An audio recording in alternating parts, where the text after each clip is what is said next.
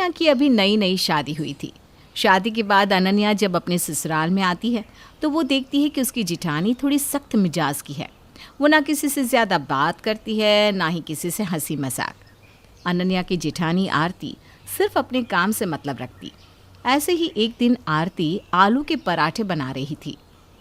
अरे वाह दीदी, अब तो बहुत अच्छे आलू के पराठे बनाती हैं। मुझे तो इतने अच्छे पराठे बनाने आती ही नहीं। अगर बनाने नहीं आते तो सीख जाओ, मैं यहीं खड़ी हूँ। जैसे मैं करती जा रही हूँ वैसे करती जाओ। अच्छा ठीक है, अब मुझे बताइएगा। अब आरती अनन्या को आलू भरना सिखाती है, पर अनन्या एक ही गलती बार बार करती है, जिस वजह से आलू के पराठे उससे बन नहीं पाते। ये देखकर आरती को अनन्या पर गुस्सा आ जाता है। तुम्हारे घर वालों ने तुम्हें खाना बनाना नहीं सिखाया क्या, जो तुम एक ही गलती बार बार कर रही हो? अगर इसी तरह से एक ही गलती बार बार करोगी तो कभी भी आलू का पराठा बनाना नहीं सीख पाओगी। आखिर सारी जिंदगी मैं तो तुम्हें बनाकर नहीं खिला पाऊंगी आलू के पराठे। मैं कोशिश कर रही हूँ, जल्दी सीख जाऊंगी। इतना बोलकर अनन्या पूरे ध्यान से आलू के पराठे बनाने लगती है। अनन्या को पराठे बनाते देखकर आरती वहाँ से चली जाती है। अपनी जिठानी का इतना सख्त मिजाज देखकर अनन्या घबरा जाती है। वो अपनी जिठानी से डर डर के ही बातें करती। ऐसे ही एक दिन आरती मार्केट से सब्जी लेकर आती है और घर में आती ही अनन्या से कहती है, बाहर आंधी तूफान चल रही है, मौसम बिगड़ा हुआ है। तुम्हें इतना भी अंदाज़ा नहीं है कि छत पर सूखे कपड़े रखे हैं, उन्हें उतार कर ले आऊं? क्या मौसम खराब हो चुका है? मैंने ध्यान नहीं दिया, मैं अभी कपड़े उतार कर ले आती हूँ। इतनी ज़्यादा लापरवाही अच्छी बात नहीं है। अब तुम्हारी शादी हो चुकी है, रहने दो। आ चुकी हूँ मैं। ये सब्जी रसोई में रख दो, मैं कपड़े खुद उतार कर ले आऊँगी। आरती सब्जी का थैला अनन्या के हाथ में दे देती है और खुद छत पर कपड़े उतारने के लिए चली जाती है। उसी वक्त कांता बाहर आती है और अनन्या को इतना घबराया हुआ देखकर पूछती है, अरे अनन्या बहू, तू सब्जी लेकर हॉल में क्यों खड़ी है? अरे इतनी डरी हुई क्यों है? कोई भूत देख लिया क्या? नहीं माँ जी, वो बस। इतना बोलकर अनन्या सब्जी रसोई में ले जाती है। तभी कांता की नज़र छत पे जाती हुई आरती पर पड़ती है। आरती को छत पर जाता हुआ देखकर वो समझ जाती है कि ज़रूर आरती ने अनन्या को कुछ कहा है। अब कांता अनन्या से बात करने के लिए रसोई में जाती है और कहती है, क्या हुआ बहू, अपनी जेठानी के सख्त मिजाज से डर गई क्या?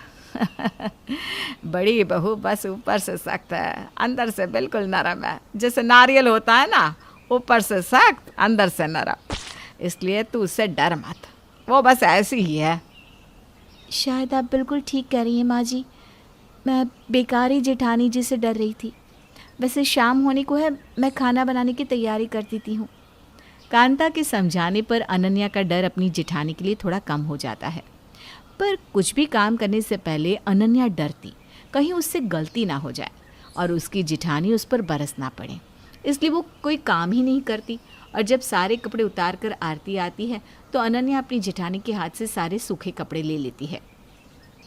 दीदी आप रहने दीजिए, आप और कितना काम करेंगी? मैं खाली बैठी हूँ, आज सारे कपड़े मैं इस्त्री कर देती हूँ। ठीक है, अगर तुम इतना ही बोल रही हो तो आज तुम इस्त्री कर लो, पर ध्यान से इस्त्री करना।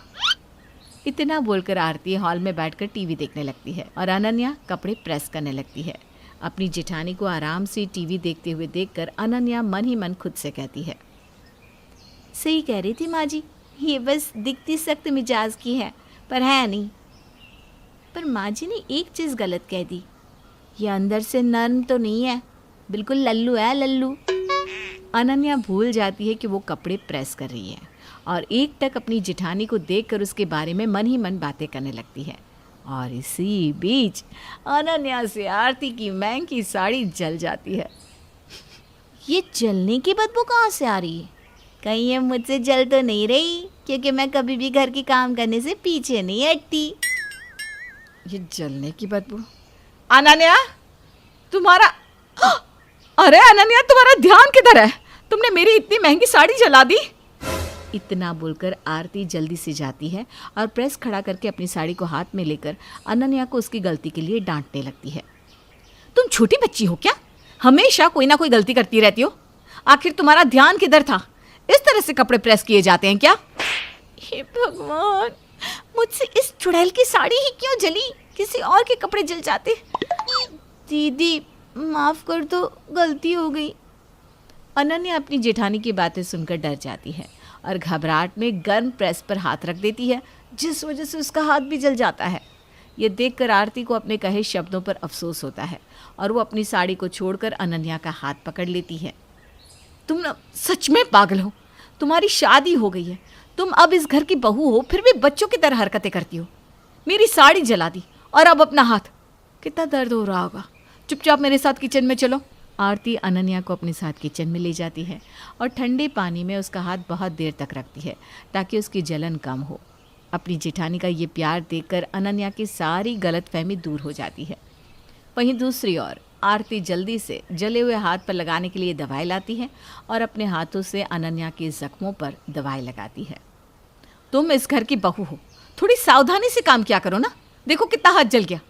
अब जब तक हाथ ठीक ना हो जाए घर के किसी भी काम को हाथ मत लगाना। दीदी आप बहुत अच्छी हैं।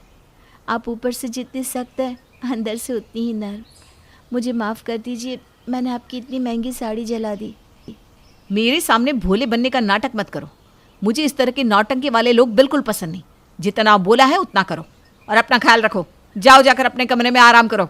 आरती अनन्या को आराम करने के लिए कहती है और खुद घर के सारे काम करती है। ये देखकर अनन्या को बहुत दुख होता है क्योंकि उसने अपनी जेठानी के बारे में गलत सोचा। कुछ देर बाद कांता आती है और वो देखती है कि आरती अकेले ही घर के सारे काम कर रही है। अरे आरती बहू, अनन्या बहू से आप कौन सी गलती हो गई जो तूने उसे इस घर के काम से दूर कर दिया? आपकी प्यारी बहू हाथ जलाकर बैठ गई है। अब ऐसे में इसे घर के काम कैसे करने दूँ? उसे दर्द नहीं होगा क्या? और देखो 2 दिन हो गए, पट्टी भी नहीं बदली। मैं बदलूँ तो ही बदलेगी। आरती बहू, कभी कभी तो मुझे लगता है कि तू ही मेरी सास है। ऊपर से इतनी सख्त बन जाती है कि हर किसी को उसकी गलती के लिए डांटती है, सजा देती है। पर यहीं घर में किसी को जुकाम भी हो जाए तो तेरी सांसें अटक जाती है। देख रही है ना कैसी है तेरी जेठानी? जी माँ जी, देख रही हूँ।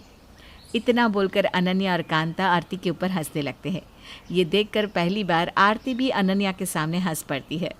आज पहली बार अनन्या ने अपनी जेठानी की हंसी देखी थी और ये देखकर उसे बहुत खुशी होती है।